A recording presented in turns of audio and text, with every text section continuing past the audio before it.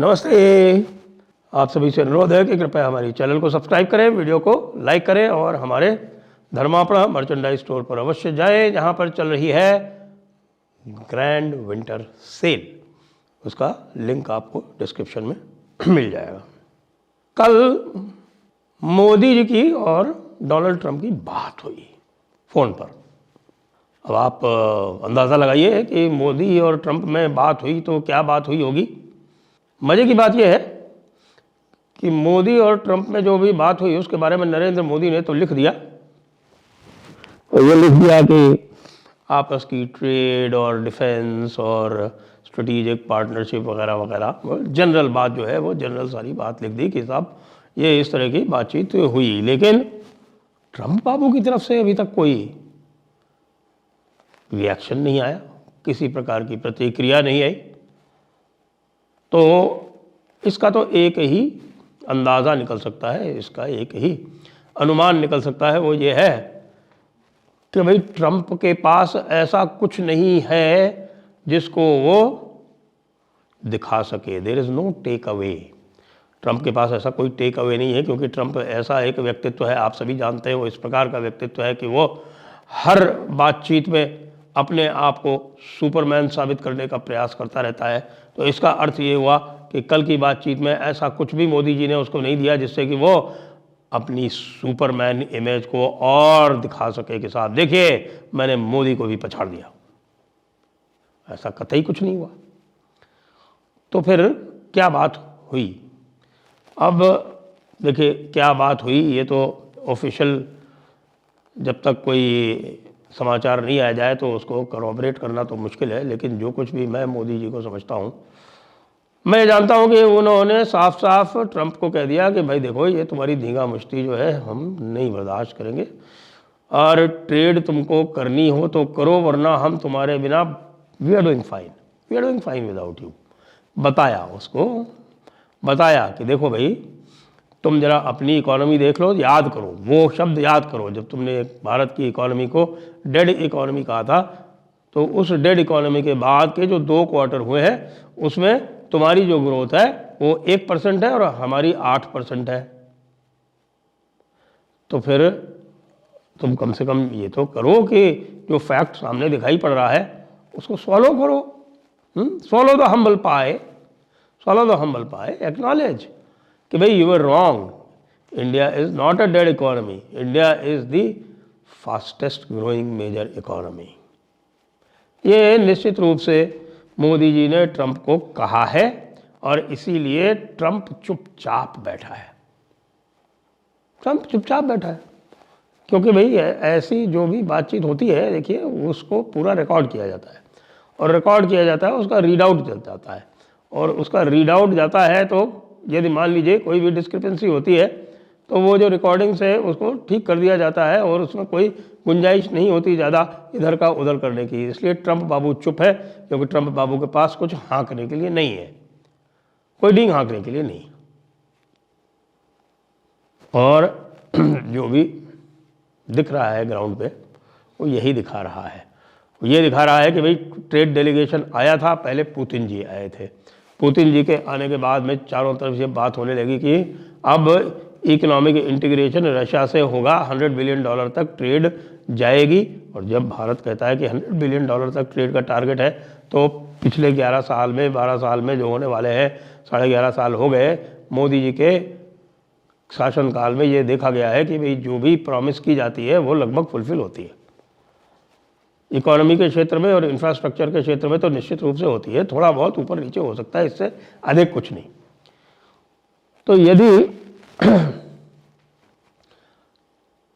Trade के बारे में आगे कुछ नहीं हो रहा है और पुतिन के साथ में ट्रेड के बारे में $100 बिलियन की टारगेट रख दी है, टारगेटिंग है अगले 5 साल में, $65 बिलियन तो अभी है, लेकिन उस $65 बिलियन में $60 बिलियन तो भारत इंपोर्ट कर रहा है क्रूड।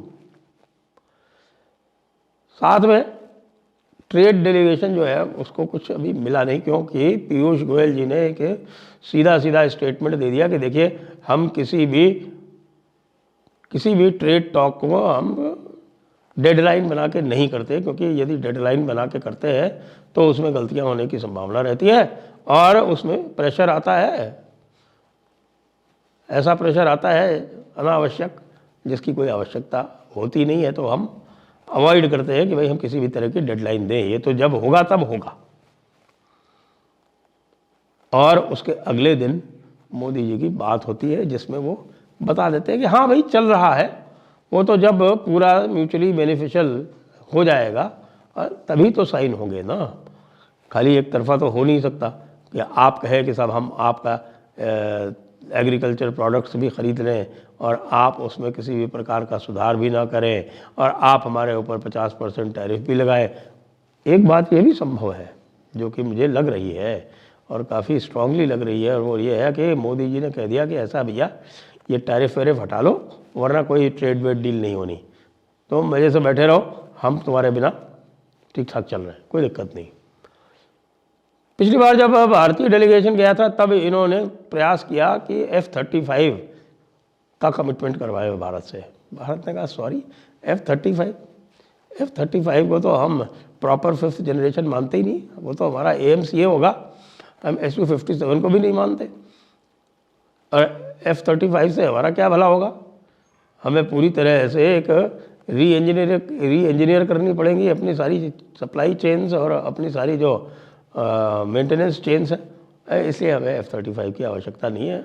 अब तो हम MiG-29 और जैगुआर भी रिटायर हो रहे हैं और अब हम उसको पूरी तरह से जो इंडिजिनस है उनसे कर रहे हैं। रफाल है हमारे पास, उनका एक एक्स्ट्रा जो स्क्वाड्रन हमें लेने हैं 90+24 वो लेंगे और गैप फिल करने के लिए अब हम Su-57 रशिया से लेंगे डायरेक्ट, क्योंकि डायरेक्ट में ही फ़ायदा है। हम यहाँ पर यदि किसी तरह का उनका पूरा एक TOT के साथ में यदि हम बनाते हैं यहाँ पर प्रोडक्शन सिस्टम, तो वो प्रोडक्शन सिस्टम लॉन्ग टर्म में सस्टेनेबल नहीं है, इसलिए हम डायरेक्ट परचेज़ कर लेंगे और यहाँ पर हम TOT के साथ में प्रोडक्शन नहीं करेंगे। क्यों? क्योंकि वो हमारे लॉन्ग टर्म प्लान में नहीं है। लॉन्ग टर्म प्लान में सुखोई 30 MKI है जिसको हम सुपर सुखोई बनाने जा रहे हैं, वो है, उसका सिस्टम हमने बना लिया है, उसकी प्रोडक्शन फैसिलिटी हमारे पास है और उसी में वो सारा का सारा काम होता है। अपग्रेड भी उसी में होता है, मेंटेनेंस भी उसी में होता है, ओवरहॉल भी उसी में होता है, इसलिए उसकी आवश्यकता नहीं है। और F-35 तो कतई नहीं लेंगे, नो मोर डाइवर्सिफिकेशन। तो ये झटका लगा हुआ था, अब ट्रेड डील का झटका लग गया कि हाँ ठीक है, जब ठीक होगा तब कर लेंगे। एक बड़ा कारण भी है उसका, और बड़ा कारण ये है कि मोदी जी जो है, जैसा कि आप जानते हैं, he plays the long game, तो वो लॉन्ग गेम खेल रहे हैं और वो इस समय प्रतीक्षा कर रहे हैं कि US सुप्रीम कोर्ट ट्रंप के टैरिफ के बारे में क्या कहता है। अच्छा, अब ये ट्रंप के टैरिफ की जहाँ तक बात है, भाई ट्रंप के टैरिफ आप ये देखिए कि अगस्त में किक इन कर गए थे और अगस्त में किक इन करने के बाद में अब एक पूरा क्वार्टर प्लस 1 मंथ ये तो हो ही गया, यानी 4 महीने तो निकल ही गए। अब US सुप्रीम कोर्ट इसके ऊपर रूलिंग देगा। जहाँ तक लग रहा है कि उस रूलिंग में ट्रंप को फ़ायदा नहीं मिलने वाला है, क्योंकि जो पूरा का पूरा जो रिपब्लिकन बेस है वो भी ट्रंप से इस टैरिफ के मामले में रुष्ट बताया जाता है। यद्यपि रिपब्लिकन मेजॉरिटी है, लेकिन रिपब्लिकन मेजॉरिटी अवश्य है supreme court of United states में, लेकिन वो रिपब्लिकन मेजॉरिटी आवश्यक नहीं है कि वो ट्रंप मेजॉरिटी भी हो, क्योंकि इस समय US की रिपब्लिकन पार्टी में भी दरारें पड़ गई हैं। अगली बात जो है वो यहीं बैठे बैठे, यानी कि आप ये देखिए कि जिस दिन ट्रंप से बात की जा रही है उसके एक दिन पहले ये समाचार आ गया कि जनवरी में भाई हमने, यानी कि चारों जो हमारी जो बड़ी रिफाइनरीज हैं, चारों बड़ी रिफाइनरीज ने, जिसमें नयारा है, रिलायंस है, नयारा, रिलायंस और आपके इंडियन ऑयल, हिंदुस्तान पेट्रोलियम, ये चार के चारों जो बड़े इंपोर्टर्स हैं उन्होंने रशिया के साथ में बड़े बड़े कॉन्ट्रैक्ट्स किए हैं क्रूड ऑयल के जनवरी के महीने के लिए। दिसंबर में थोड़ी सी कमी आई थी, लेकिन ये सीजनल चलता रहता है। साफ साफ संदेश दे दिया गया कि भैया ये रशियन ऑयल नहीं रुकने वाला है, तुम्हारी जो मर्जी हो कर लो, ये तो चलेगा, और चल रहा है। तो एक प्रकार से मोदी जी ने ट्रंप को समझाया है कि बच्चा समझ जाओ, और मेरा अनुभव तुमसे बहुत अधिक है, रास्ते पर आ जाओगे तो ठीक रहेगा, वरना हम तुम्हारे बिना काम चला लेंगे।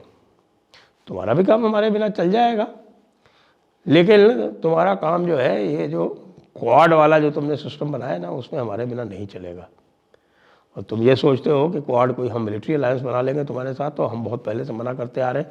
जो पिछली कांग्रेस गवर्नमेंट थी उसने भी मना किया था, और ये हमारी एक लॉन्ग स्टैंडिंग नेशनल पॉलिसी है कि हम किसी भी फॉरेन मिलिट्री अलायंस में शामिल नहीं हो रहे, आप मौज करो। तो कैसी रही? ट्रंप को भारत मिडिल फिंगर दिखा रहा था, और कल मोदी जी ने वो मिडिल फिंगर जो है वो डायरेक्ट ट्रंप को दिखा दी। अब ट्रंप क्या करेगा? ट्रंप, वैसे मैं बताऊं आपको, ट्रंप जो है वो बैकफुट पे है बहुत लंबे समय से, और टैरिफ की वजह से ही है, क्योंकि टैरिफ की वजह से पूरा जो मागा सिस्टम है वो हिला हुआ है, और इसीलिए उसने भारतीय चावल के लिए कुछ बोला था उल्टा पुल्टा जिसको हमने कह दिया यार करना है तो कर दो, जिसको खरीदना होगा बासमती वो खरीदेगा, क्योंकि ये हमारी मोनोपोली आइटम है।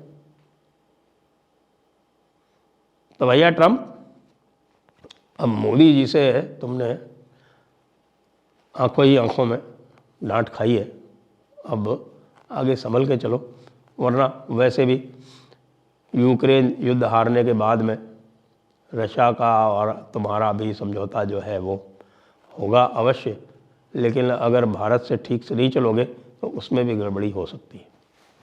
जय हिंद, जय भारत, वंदे मातरम।